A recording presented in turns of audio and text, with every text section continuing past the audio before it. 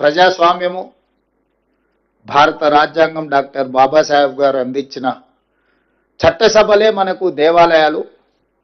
అక్కడే మనం చర్చించుకుందాము, వాస్తవాలను ప్రజలకు వివరిద్దాము. ఒకరోజు కృష్ణా నది జలాల మీద, ఇంకొక రోజు గోదావరి నది జలాల మీద పూర్తి స్థాయిలో చర్చ చేద్దాము. ఒకవేళ కాదు కూడదు అనుకుంటే ఇంకా 1-2 రోజులు పొడిగించుకొని అయినా దీనికి సంబంధించిన వాస్తవాలను చర్చించుకుందాం. ప్రధాన ప్రతిపక్ష నాయకుడిగా వారిని ఏ తారీఖు వారు వస్తారో, ఏ తారీఖు వారు చర్చిస్తారో ఒక లేఖ రాయమని స్పీకర్ గారికి. తక్షణమే ప్రభుత్వం స్పందించి శాసనసభ సమావేశాలను ఏర్పాటు చేసుకుందామని నేను వారికి సూచన చేయడం జరిగింది. సవాల్ విసిరలే. ఎందుకంటే నాకు ఈ చట్టసభల పట్ల, ప్రజాస్వామ్యం పట్ల నమ్మకం, విశ్వాసం ఉన్నది.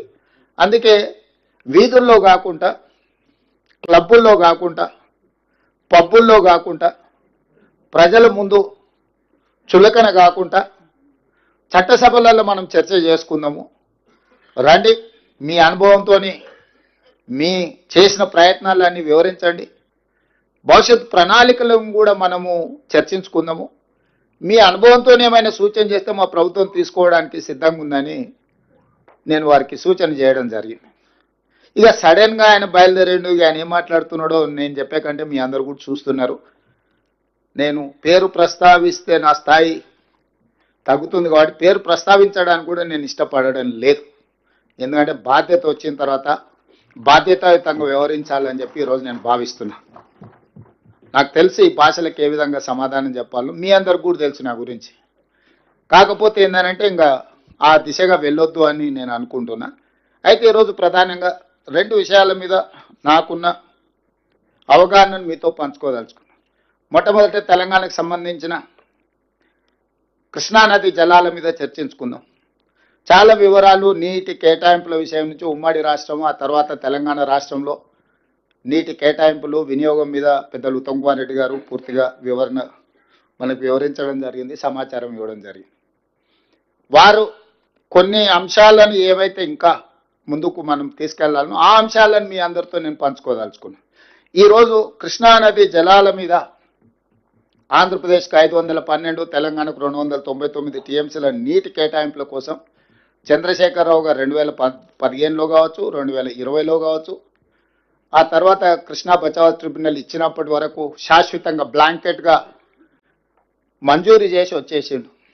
అది అయిపోయిన తర్వాత వారు బేసిన్లు లేవు, బేసిజాలు లేవు, మీరు గోదావరిలో 3000 టీఎంసీలు సముద్రంలో పోతున్నాయి, మీరు తీసుకెళ్ళండి. కృష్ణా బేసినే కాదు, గోదావరి బేసిన్ నుంచి కృష్ణా బేసిన్, కృష్ణా బేసిన్ నుంచి పెన్నా బేసిన్ వరకు, గ్రేటర్ రాయలసీమ అంటే ప్రకాశం, నెల్లూరు వరకు కూడా మీరు నీళ్లు తీసుకెళ్ళండి.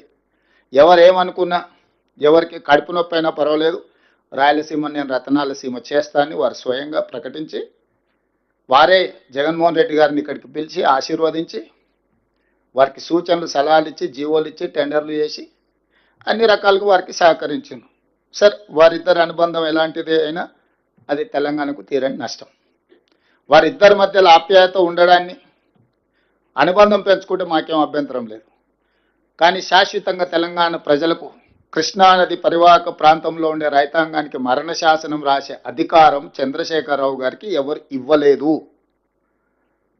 ప్రజల యొక్క హక్కులను కాపాడడానికి మాత్రమే ప్రజలు అధికారం ఇచ్చారు.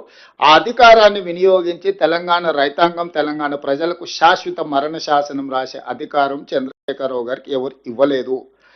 వాస్తవంగా చంద్రశేఖరరావు గారు ఇంకొక విధంగా వాదించినుంటే ఈరోజు హైదరాబాదు నగరానికి తాగునీళ్లు తెచ్చుకుంటున్నాం కృష్ణానది నుంచి.